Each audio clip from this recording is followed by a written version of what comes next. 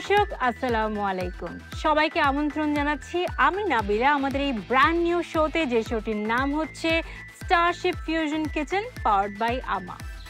আমাদের এই ফিউশন কিচেনে আমরা আমাদের দেশীয় জনপ্রিয় ঐতিহ্যবাহী খাবারগুলোকে আপনাদের সামনে নিয়ে আসছি এবং এই খাবারগুলোর সাথে থাকছে আধুনিকতার মিশেল। ফিউশন কিচেনে আমরা খাবারকে দেখব দুই ভিন্ন আঙ্গিকে। একটি রেসিপি থাকবে যা আমাদের সেই আদি ঐতিহ্যবাহী, যা শতাব্দীর গল্প বলে, সেই চিরচেনা স্বাদ, এবং আরেকটি রেসিপিতে রেসিপি ও পরিবেশনায় ভিন্নতা এনে নতুনভাবে তাকে উপস্থাপন করা হবে।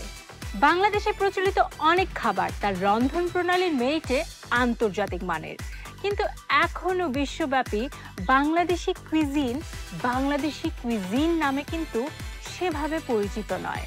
মোট কথা আমরা দেখাবো আমাদের লোকাল ডিশগুলো কি করে বিশ্বব্যাপী মানুষের রসনাকে তৃপ্ত করতে পারে। সো আর দেরি কেন, শুরু করছি আমাদের প্রথম পর্ব। আমাদের প্রথম পর্বে শুরুতেই থাকছে একটি দেশীয় ঐতিহ্যবাহী ডিশ, যেটি হচ্ছে নবাবী চিকেন কোরমা। যিনি তৈরি করবেন তাকে ডেকে নিচ্ছি। প্রথমেই আসছে chef Tareq. Hello chef. Hello, how are you? I am good. আজকে তো আপনি ট্রেডিশনাল অথেন্টিক মুখরোচক একটি ডিশ তৈরি করতে যাচ্ছেন, যেটা ঘরে ঘরে খুবই ফেমাস। জি, সেটা হচ্ছে নবাবী চিকেন কোরমা। এটা হচ্ছে আমাদের পুরান ঢাকার একটা ঐতিহ্য, যে কারণ আমাদের পুরান ঢাকার ইতিহাস কিন্তু নবাবদের কাছ থেকে আসা, এবং আমাদের পুরান ঢাকার যে ফুডগুলো চলে ওল্ড টাউনে, এটা কিন্তু হচ্ছে সব নবাবদের ফুড। আমরা চিকেন কোরমাটা করছি, আর আমি হচ্ছে নবাবী স্টাইলে যেটা করতো। চিকেন কোরমা পছন্দ করবে না এমন মানুষ পাওয়া খুবই দুষ্কর। এর ফিউশন ভার্সন কি হতে পারে আমি একদমই ইমাজিন করতে পারছি না। সেই ব্যাপারে ক্লিয়ার করবে আমাদের পরবর্তী শেফ। আসছে chef Asad. Hello. Hello chef, ভালো আছি, আপনি কেমন আছেন? শুনলাম এখানে অথেন্টিক নবাবী চিকেন কোরমা হচ্ছে। আপনি কি করছেন এটা নিয়ে? যে আমি আসলে অ্যাকচুয়ালি কোরমার একটা ক্রিম মালাই বেস, সো এটাকে আমি একটু ইটালিয়ান টাচ দিব, ইটালিয়ান ফিউশনে নিব, যেটা একটা তায়াতেলে একটা পাস্তাতে আমি পরিণত করবো। তায়াতেলে পাস্তা হচ্ছে একটা ফ্ল্যাট রিবন ইটালিয়ান পাস্তা, এটা 6.6 mm থিকনেস হয়ে থাকে এটা। সো এই ইটালিয়ান ক্রিমি পাস্তাকে আমি কোরমা দিয়ে কোরমার সসটা হবে। জি, ও দারুন। So you will feel the korma taste and the Italian taste both together. Wow, I think it will be really great এবং টেস্টিও হবে। আমরা তাহলে শুরু করি আমাদের রান্না। তো আমরা যেহেতু নবাবী কোরমা বলছি, নবাবদের প্রধান জিনিস হচ্ছে ঘি, তেজপাতা, দারচিনি এবং এলাচ, পেঁয়াজ কুচি। পানি বয়েল দিয়ে রেখেছি, যে এখানে যখন পানিটা বয়েল হবে এখানে আমি একটু সল্ট আর একটু অয়েল ইউজ করব, তারপরে পাস্তাটা বয়েল করব। চিকেনের কাটটা একটু ডিফারেন্ট হবে, যাতে আমার পাস্তার সাথে এটা ভালো যায় আর এটা নাইফ যে ইউজ করা যায়।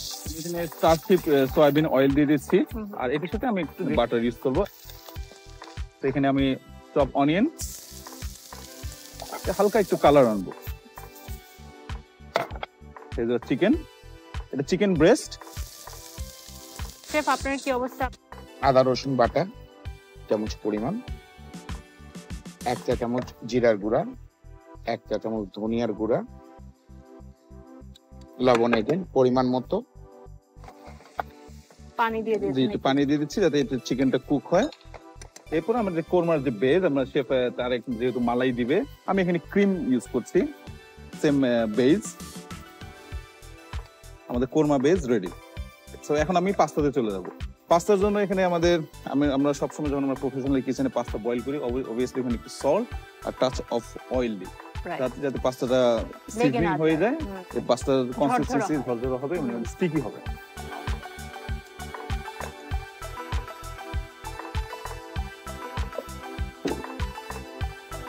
এটা কষিয়ে নিতে হবে মশলাগুলো ভালোমতো ঢুকে যায়। এবং আরেকটা জিনিস হচ্ছে, আমি এখনো বাদামটা কিন্তু দেইনি। বাদাম আর মালাইটা দিব আমি অনেক পরে, কারণ বাদামটা এখন দিলে যেটা হয়, বাদামটা পুড়ে যাবে, নিচে লেগে যাবে, টেস্টটা খুব লাগবে। ওকে, ফিউশন স্টার্টস ফ্রম হিয়ার। আমি এখানে একটু পারমেজান চিজ দিব, এটা স্টিকিনেসের জন্য। হার্বস হিসেবে পার্সলিটা ইউজ করছি, যেহেতু এটা ফিউশন। তো আমাদের চিকেনটা যখন একটা নাইস কালার আসা শুরু করছে, সেই ক্ষেত্রে আমি যেটা করব, বাদাম বাটা 2 চা চামচ করি। আমার এটাকে ঢেকে স্লো হিটে যেতে হবে। আমি এখানে একটু ক্রিম দিয়ে দিচ্ছি। আমাদের পাস্তা অলমোস্ট রেডি। ক্রিম দিয়ে হালকা টচ করব।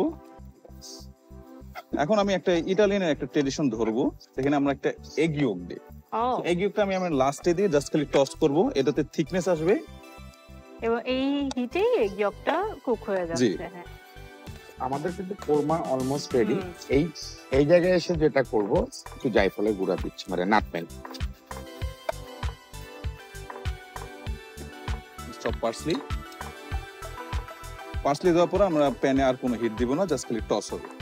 So we can go for plate. Okay, না বলে আমাদের কোরমা কিন্তু রেডি, ঠিক আছে। এবং কোরমা বলতে আমরা একটু ভাত বুঝি, যেটা আমি আগে রান্না করে রেখেছি, যেটা আমি এটার সাথে সার্ভ করব। রাইট। তো ভাত দিয়েই তো আমরা খাবো। আমি এটা প্রশ্ন করতেই গেছিলাম, এদিকে যেহেতু পাস্তা আছে, কোরমার সাথে তো একটু ভাত বা পোলাও লাগে। আর যারা একদম নিউ কুক, যারা নতুন রান্না করে বা যারা খুব বেশি রান্না বা এগুলোর সাথে পরিচিত না, তাদের মধ্যে কিন্তু একটা কনফিউশন আমার মনে হয় কাজ করে যে কোরমাটাও দেখতে একটু হোয়াইট ক্রিম বেসড লাগে, মুরগির রেজালাটাও যেটা হয় সেটাও অনেকটা সিমিলার কিন্তু দেখতে লাগে। পার্থক্যটা আসলে কোথায়? পার্থক্যটা যদি আমরা স্পাইস ওয়াইজ পার্থক্যের কথা বলি, কোরমা খুব সিম্পল স্পাইস, যে আপনি দেখবেন যে কোরিয়ান্ডার পাউডার, জিরার গুঁড়া, পেঁয়াজ, আদা রসুন বাটা, বাদাম, এবং মোর রিচ, কারণ আমরা মালাই ইউজ করি সেটাতে, এবং ঘি। আর রেজালার ক্ষেত্রে হচ্ছে, রেজালা হচ্ছে আরো অনেক স্পাইসি। রেজালাতে আপনার হলুদের গুঁড়া, মরিচের গুঁড়া, জায়ফল, জয়ত্রী, লং, মানে সব ধরনের স্পাইস ইউজ করা হয়, এবং ঝালটা বেশি হয়, প্রচুর শুকনা মরিচ ইউজ করা হয়। আর ওটা হচ্ছে ইয়োগার্ট বেস, যে কারণে কালারটাই কিন্তু একটা সিমিলারিটি আছে, বাট টেস্ট ওয়াইজ কিন্তু দুইটার মধ্যে পার্থক্য। একটা হচ্ছে মালাই বেস, একটা হচ্ছে মোর স্পাইসি অ্যান্ড সাওয়ার। এটা কিন্তু আপনাদের এখানে যে কোনো রেস্টুরেন্টে যদি আপনি ইজিলি করা যাবে।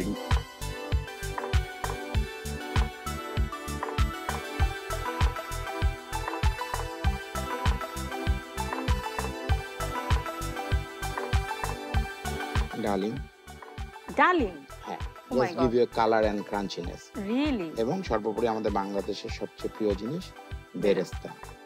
এখন তো খেতে হবে, টেস্ট করতে হবে, আমরা তাহলে চলে যাই।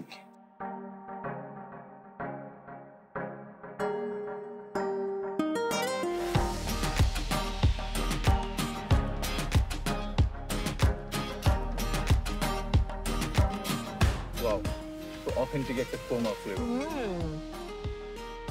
দারুণ। এই পাস্তাটা যে কি হতে চলেছে, আমি তো অপেক্ষা করতে পারছি না। আমি মুখে দিয়ে নিচ্ছি, ট্রাই করে ফেলছি হাতে হাতে। Very nice. দেখলেন তো প্রিয় দর্শক, কিভাবে আমরা একটি ট্রেডিশনাল রেসিপিকে একটা ফিউশন ভার্সন দেওয়ার চেষ্টা করেছি, এবং আমি তো টেস্ট করেছি, আমি বলছি that fusion version is 10 on 10। আমরা চাই যে এভাবেই আমাদের দেশীয় যে অথেন্টিক স্বাদ আছে সেটা সারা বিশ্বে ছড়িয়ে পড়ুক। একটু একটু করে আমরা আমাদের স্বাদকে ইন্ট্রোডিউস করি সবার কাছে, যাতে বাংলাদেশি কুইজিন, বাংলাদেশি স্বাদ বিশ্ব দরবারে সেভাবে পৌঁছে যেতে পারে। এভাবেই আমরা আরও অনেক রেসিপি নিয়ে হাজির হব আগামী পর্বে। আমি জানি নিশ্চয়ই আপনারা আমাদের সঙ্গে থাকবেন। ভালো থাকবেন।